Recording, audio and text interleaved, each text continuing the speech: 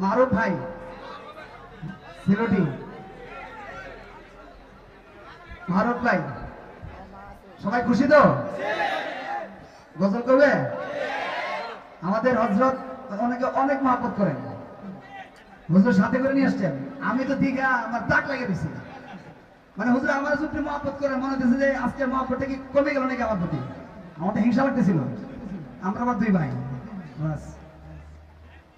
এখন মহব্বত কেমন? এদের সাথে কিন্তু আপনারা কথা বলতে হবে, তাহলে আমি একটু আরাম পাবো।